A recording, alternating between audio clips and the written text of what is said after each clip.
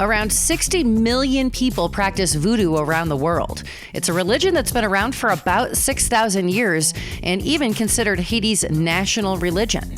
I'm Lexi, and this is Delightfully Different. My next guest is a voodoo priestess from New Orleans, and it's not what you've seen in the movies. It's not putting hexes on people or using voodoo dolls to inflict harm on your enemies. It's filled with blessings and positivity, and there are a lot of similarities to some well-known religions. Hi, my name is Mambo Brandi, and I am the owner of Voodoo Authentica of New Orleans Cultural Center and Collection, and the founder of our annual free festival, Voodoo Fest. You're kind of a big deal, I've learned since booking this interview with you.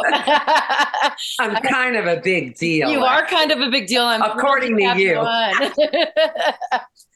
Now, I think a lot of people probably have the wrong impression of what voodoo is, and they've seen, Scooby-Doo and movies and whatnot, and they think it's something other than what it is. Can you explain exactly what voodoo is, and is it a religion? Well, first of all, let me say something very important. I am a Scooby-Doo fan, so far be it for me to contradict what this brilliant talking dog says, but maybe I can elaborate on Scooby-Doo's wisdom a little bit. Okay.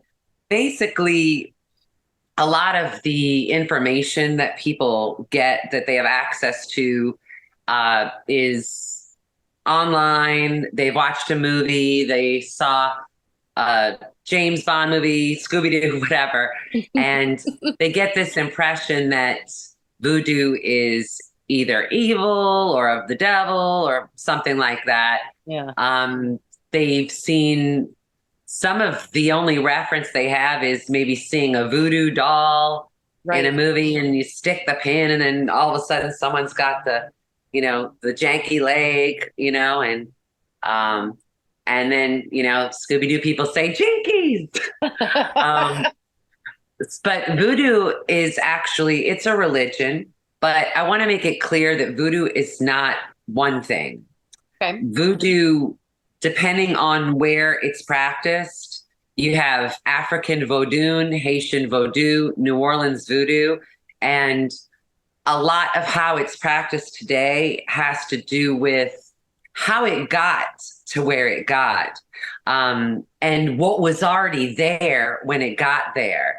And so what it has blended with along the way. Voodoo came to most of the areas it's in today via the slave trade. It comes from Africa. And this is a tradition which was carried on through much hardship. It's amazing and miraculous that we still have it today. In our lives, due to its history of hardship. But we do have it today, and we have continued these traditions. Here in New Orleans, we have some things. I mentioned that voodoo was in many places, right? But we have some things in New Orleans that are only here. You'll hear about Marie Laveau, the great voodoo queen. Yes. That is something, she is kind of like our spiritual patron, the voodoo patron of New Orleans. Okay. She is part of our tradition. That's not something you have elsewhere because she was here. Interesting. We do certain things. There's an emphasis on magic, that every form has some type of magic. The use of gree-gree of some form or other, use of effigies of some form or other. But in New Orleans, the use of these items became a lot more prominent because here you really did have to do it underground in secret. You saw the emergence of a lot of, they were called drugstores, and they were drugstores when you walked in the front. But when you went to the back, that's where you went to see the voodoo doctor, the Mambo, the Voodoo Priestess, to get a little something, to get a little help. There were also secret ceremonies, practiced on the bayous. And voodoo became something that involved people were called to it. And way back, people think it's something new to have different cultures a part of this, but it's not so. Hundreds of years ago, you had a variety of cultures, races, all participating in these ceremonies, people who are called to spirits. So the traditions that we have in New Orleans, again, they're not like everywhere else, because what are we in New Orleans but a gumbo, a melting pot of so many cultures? We have African, Haitian, French, Spanish, all a part of our history. And so they are part of the historical and present day story of voodoo. What exactly do you believe? Is there a god? And I read that there's a name Bandier. Am I saying that correctly? Yeah, that is more of the Haitian aspect of the God force. Okay. The spirit, the spirit in charge. And each culture where, voodoo is being practiced today, they have their own ideas about. Usually what you have is an entity, a god, for lack of a better word, type of entity who is very, very high up. Okay. And doesn't concern themselves with as many of the everyday matters. They're very high up. They're lofty. They're always there. They've created and participated in everything. But what you end up having on more of a daily basis is dealings with the Loa and the Orisha. The Loa are the Haitian spirit forces. They're called Loa. And the African spirit forces are called the Orisha. Okay. And so the day-to-day concerns are more often than not taken to these Loa and Orisha, who we give offerings to. A lot of people who are Catholic, Yeah. they have an understanding of this in terms of the Catholic saints. Absolutely. That's exactly what I thought. We know that God is always there, ever present, the great creator. But we also know that there's a saint for everything. Right. You have a saint to protect your eyes. You have a saint to protect firemen. So much in the same way, you've got a spirit in voodoo who is in charge of just about everything. You've got a spirit that you go to for love. You've got a spirit you go to for justice. You've got a spirit you go to help you get a better job, much like you have with the Catholic saints. Who are some of those Loa? Who can you name like 2 or 3 of them? Sure. Well, also remember that many of the Loa can do a variety of things. Oh, okay. They have specialties, but that doesn't mean they can't handle other things as well. Okay. That are a part of human need and desire. But a spirit in a Haitian Loa who we call on for a lot of matters of love, attraction, is Urzuli Freda. And when we do working for her or a ceremony for her, you'll see her colors, a lot of like light pinks, light blues. When spirit comes through, and you'll hear me talk about the Loa and Orisha, because of our history and having these different cultures all in New Orleans, we honor the Haitian Loa and the African Orisha, in addition to some of our own spirits. One that I mentioned was Marie Laveau. Right. So basically, you have colors that go with the different spirits. They each have a color, a day of the week, foods they like, drinks they like. And of course, that's what you're offering them, to perfumes, all of these things, a fan. Urzuli Freda loves all these things. And there are veve, spiritual symbols that we draw on the ground, most of the time in cornmeal, sometimes in coffee or other ingredients. And that's almost like a spirit signature, an extra call to them to come to your ceremony, to come and be a part of your working. There are drum rhythms, dances, all for the purpose of calling that particular spirit force. Wow. And when you are in ceremony, you are going through like a full ceremony. You are typically starting with a prayer to Papa Legba. He is the guardian of, this is a Haitian Loa. He is the guardian of the crossroads. And we ask him to open the door. Okay. And he opens the door not only to the ceremony, but opens the door for communication to all the other spirits that will be calling during the ceremony. And again, he has his own colors, he has his own foods. And in voodoo, spirit comes through. They're not far away. They're not separated from us. So in ceremony, the spirit comes and rides. Some people call it possession, but possession sometimes is equated with cuckoo things, the Exorcist movie, split pea soup, the devil, and that's not what's going on here. This is, we open ourselves, particularly the Ungan and the Mambo, the priests, and the priestesses. We open ourselves up to we give an invitation to come through us so that we can best serve others, serve our community by allowing ourselves to be a conduit for spirit to enter. And once they enter us, once they are riding us, Mambo and Ungan, they're able to do things, priests and priestesses, they're able to do things that they wouldn't be able to do with just their own human strength.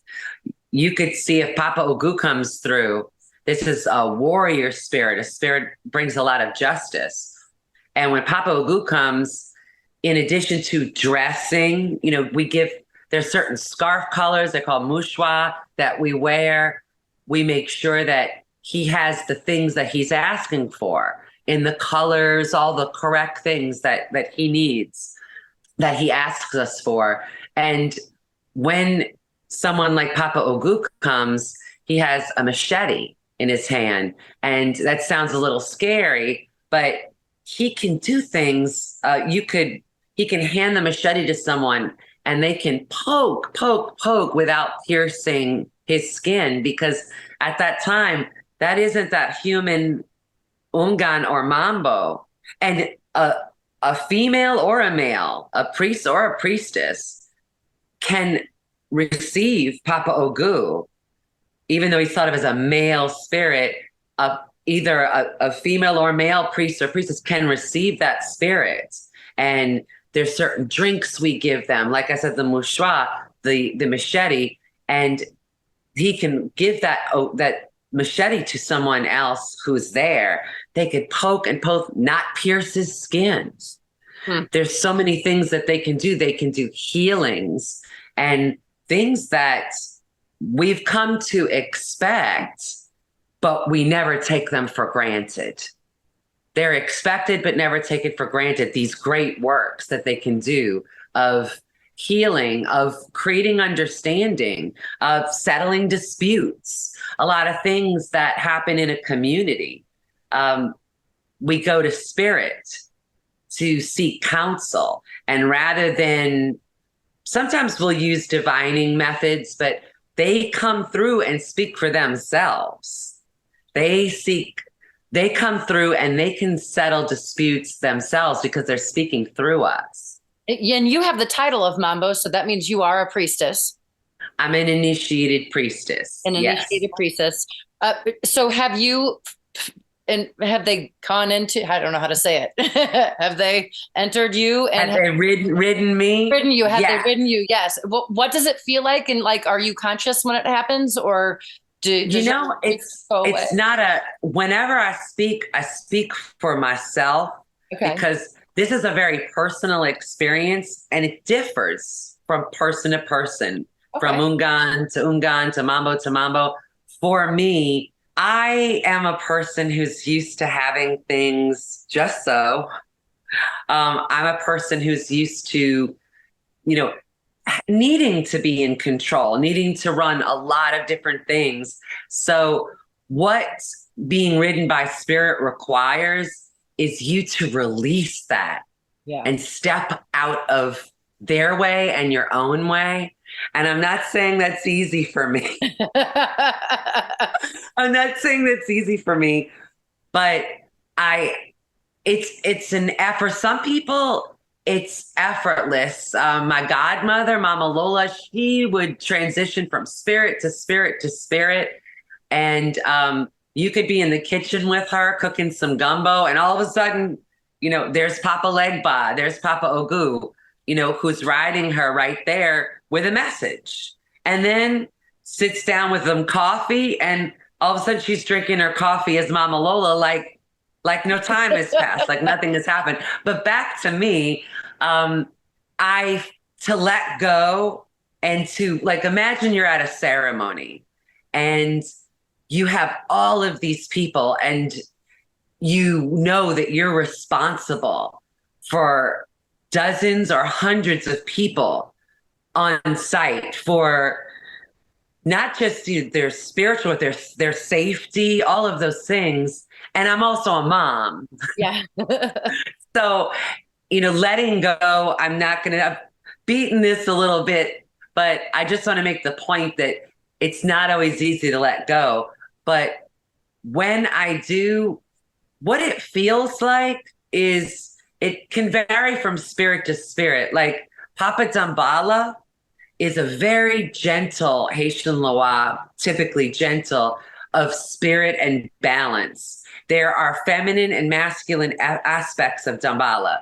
Papa Dambala and Aida Wedo. And together they create a balance. And when Papa Dambala comes, it's imagine a snake flows and there's a gentleness. So I find a lot of people's first possession or first time being ridden, a lot of times it is Papa Dambala because Papa Dambala knows that he takes it easy. But just because he can take it easy doesn't mean that the messages that Papa Dambala is conveying are profound and meaningful.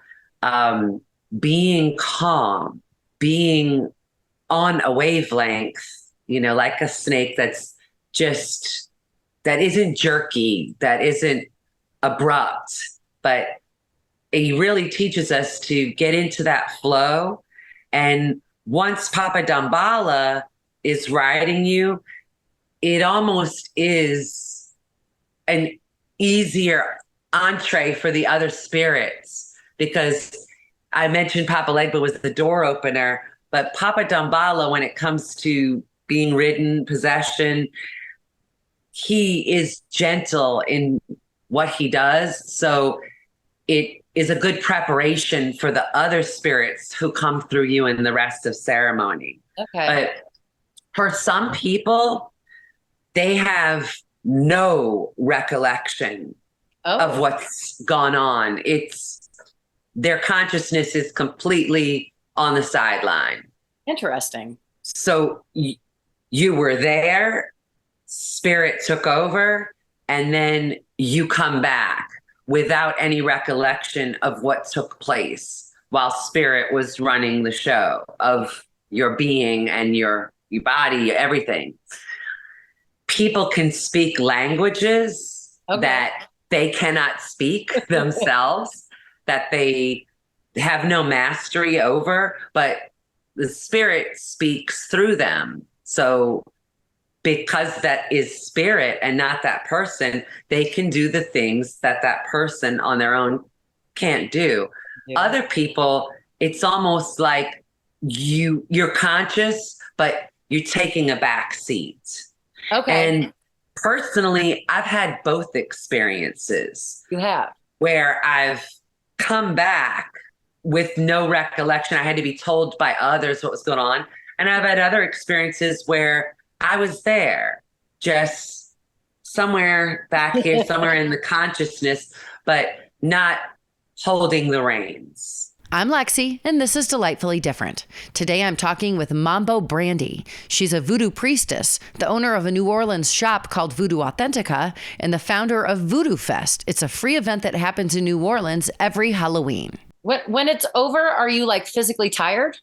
That also depends on which spirit. Some spirits are very physical. The demands are very, the physical demands on your body can be pretty extreme. I find most people, I've been to so many ceremonies that I've seen people come back from these, being ridden, being possessed, and completely just exhausted. Other times when they are energetic, exhilarated. Huh. So again, trying to say one thing or this is what happens when you get possessed. There's too many factors. Who's the spirit that's riding you? What did the spirit do while they were in you? Okay. All of these things work together to create the scenario of what am I like when I come back from this? Okay, gotcha. But when was the first time that you were ridden, or when was the first time that you felt that you had this ability to do this? Thinking about it, the first time I remember this, I'm not great with years, but it was actually before I was a Mambo. It was a long time ago, and I was at a ceremony with a lot of other priests and priestesses. It was a wonderful ceremony. It was outdoors. It was by a bayou, and there were so many spirits. You could feel it in the air. And I remember there's a friend of mine, a priestess named Louisa T. She wrote a book called Jambalaya, and she described that feeling as being tipsy. Okay. And I remember first of all thinking, I knew where I was. I knew I was at a ceremony, but of course I was in charge of this, the other thing, running everything, making sure everyone, was doing this, doing that, that there was enough food after for everyone, enough red beans, enough this, enough that, and very caught up in all that stuff. And all of a sudden there I was with the drumming and the singing, and I felt spirit starting to attempt to enter. And my first instinct was, I'm in charge, got a lot of things going on right now. And then I got it. If they'll tap you, and then if you don't do what they're asking you, they'll knock, and then they'll start getting a little more. Really? You don't want the frying pan to come and hit you on the head. You want to listen when they're tapping, not when the taps get louder and louder and turn into knocks and slaps. Okay. So I understood that they were trying to come through, and ultimately I just opened up and let it happen. And I can tell you, it was pretty darn liberating.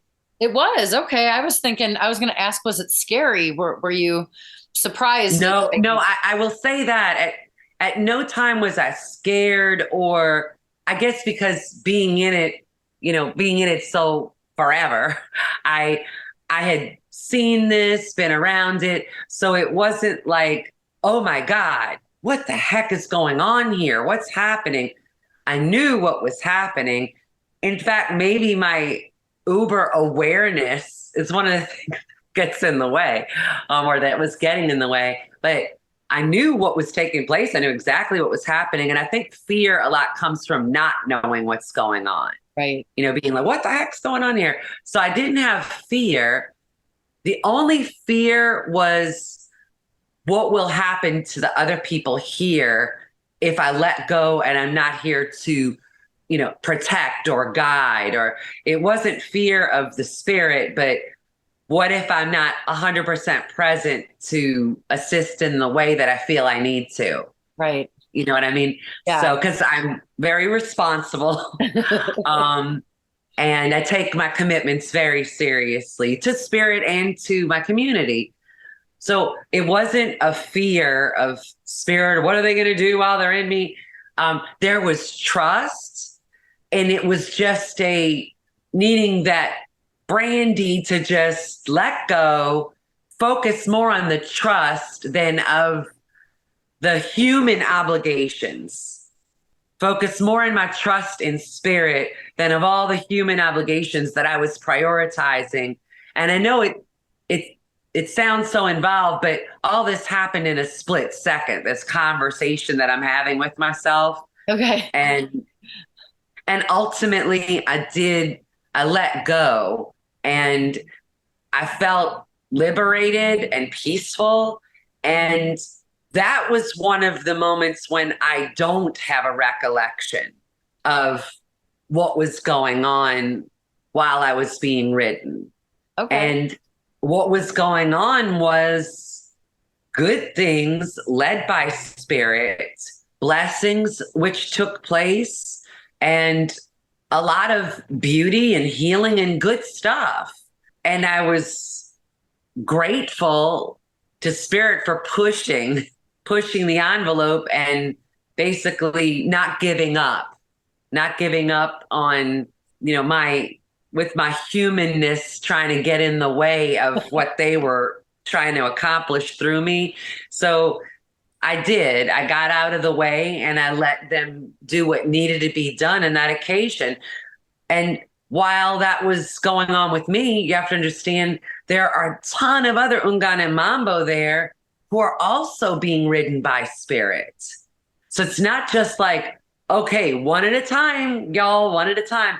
There are many there who are being ridden, and spirit can ride more than one person at the same time. Oh, okay. You can have several Ogus, several Fredas, several Papagete, a spirit that I didn't mention before who's about death, rebirth, the whole cycle of life, and also does some amazing healing. Can pull people, that are kind of close to the grave out of that. And also blesses children, again, because that cycle of life. It's not, some people misunderstand and think this spirit is just a death, cemeteries. He's the master of cemeteries. But this is about the cycle of life. He actually brings some levity with him, humor. He'll make jokes. We see these Day of the Dead celebrations, in Latin America, and they're so bright and full color, and it's celebrations that are filled with life, even though they're Dia de los Muertos. Yeah. And Gede reminds me of that, just to create a parallel, that it's not like dirge kind of thing. He comes and he is bringing blessings and affirmation of life while reminding us that this is a cycle. We live, die, there's rebirth, there are children, and the children become the middle age, become the elders, become the spirit world, and on and on and on. So by giving us a lot of humor, death is scary for people. It's taken so seriously. And when Papa Gede comes and he brings that humor to the scene, it reminds us that, hey, lighten up. It's all part of the process. As a priest who's a real good friend of mine, rest his soul, and Mama Lula, rest her soul. But Dr. Glover, he always said, death is a ... not a period. Okay. So, that's a good way to look at it. Gede reminds us of that. Just sometimes humor is a great way to reach people. It gets everyone to calm down. I will say that each time spirit comes through, regardless of what takes place, you definitely you feel it. Okay. Whether it's exhilaration or exhaustion, there's no doubt about it that something divine, that something spiritual, deeply moving is happening here. Even if you don't remember what it was until other people there tell you. Did your family practice this as well? Did you grow up with this? Like, did your parents do it? Good question. I am born and raised in New Orleans. My family, my grandparents are from here, my great grandparents. I'm a New Orleans girl, born and raised. My parents were very focused on Catholicism, and I was baptized Catholic. Okay. Well, there's something we didn't really hit on yet, and that is that people like, what does voodoo have to do with Catholicism? Well, you remember I told you that voodoo comes from Africa? Right. And it came to New Orleans via the slave trade. Right. Well, they were not allowed to practice their own traditions. Why? Because it gives people strength, something that no one wants a slave to have personal or spiritual strength. Right. They want them beholden. So they had Catholicism forced upon them. Voodoo survived in large part in New Orleans, and not just New Orleans, but other areas too in the world, because they saw in these images of St. Peter, the Virgin Mother, these icons, these lithographs, all of that Catholic imagery. They see Papa Legba, the guardian of crossroads, he holds the key. Well, Papa Legba holds the key. So there was almost a synchronization that happened. Yeah. Where the enslaved people masked their practice. They were looking like they were doing Catholic stuff. Exactly. Exactly.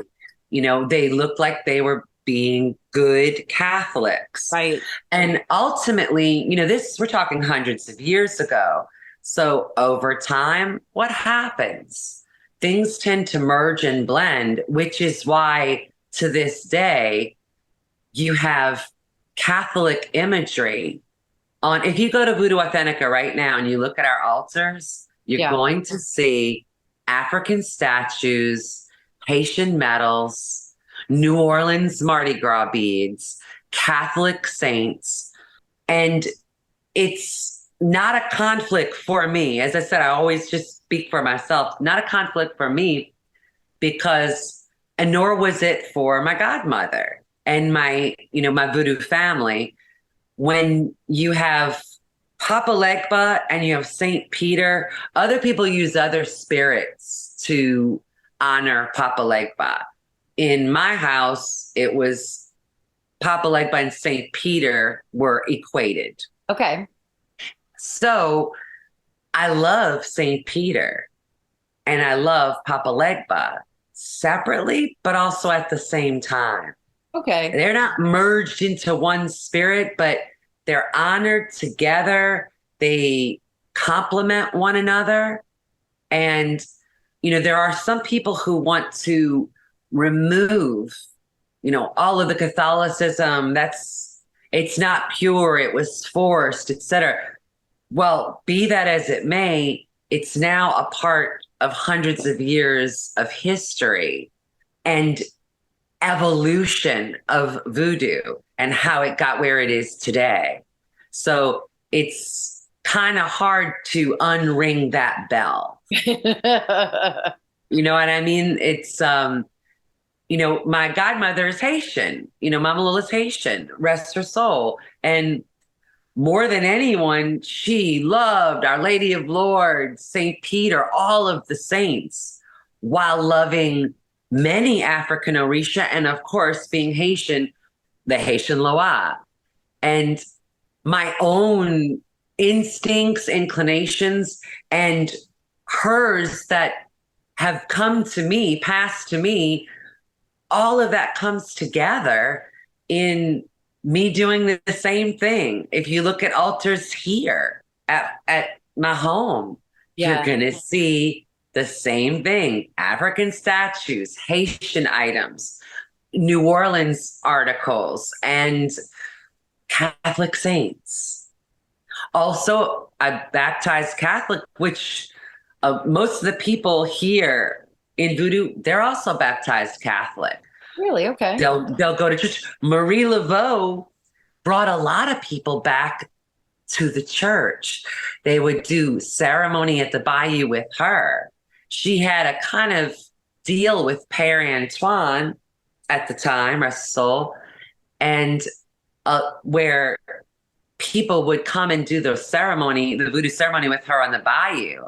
But then those same people, she'd bring them to the church. So it's a beautiful thing, the relationship that Père Antoine and Mamselle Marie Laveau had. And I could say that Catholics who are exclusively Catholic, many of them would have a problem with the comparison, with what I'm saying right now. But Voodoo people who are also Catholic don't often have that conflict. Interesting. For me, it's not a problem. I grew up with my mama baking breads and making in New Orleans. I don't know if you know this, but we're what I call extreme Catholic. Okay. We do parades for the saints. I mean, it's not just like, oh, we love you, St. Patrick. We do parades. We do altars that are so extravagant. And this is the same stuff, whether I was in the Catholic area or with my Voodoo family, they're doing pretty much the same thing. Making foods for spirit, lighting candles for spirit. It's all so similar. Yeah, I remember my mama when they need to get a job, they go to the Catholic Church, put the money by St. Joseph. Yes. And, like to get work, to get a job, light a candle, make an offering. Absolutely. Meanwhile, on the Voodoo side of things, we're doing the same thing to the spirit St. Joseph is equated with, right? Papa Loco, giving offerings, lighting candles, asking for the same favors. So for me, that's how I see it. I see, we are pretty much doing the same thing in our own way. Right, right. Well, listen, I have about 30 seconds left before Zoom is going to kick. Oh, wow. I could talk to you for like 10 days and not get bored. But I appreciate you taking the time to talk to me. I'm going to make sure to post all of your social media and your website and send everybody to Voodoo Fest and let everybody know where to find you and get your stuff. But I thank you so much for taking the time to talk to me today. This was very interesting and informative. I'm so glad. You can visit Mambo Brandi's store at 612 Dumaine Street in New Orleans, and she invites everyone to partake in Voodoo Fest. It's free, and it happens every Halloween on the street in front of her shop. You can also shop her store online at voodooshop.com. Thanks for joining me this week on Delightfully Different. If you or someone you know lives life differently, I'd love an interview. Email me, lexiontheradio@gmail.com. That's LEXI on the radio @gmail.com, or go to delightfullydifferentpodcast.com and have a delightful week.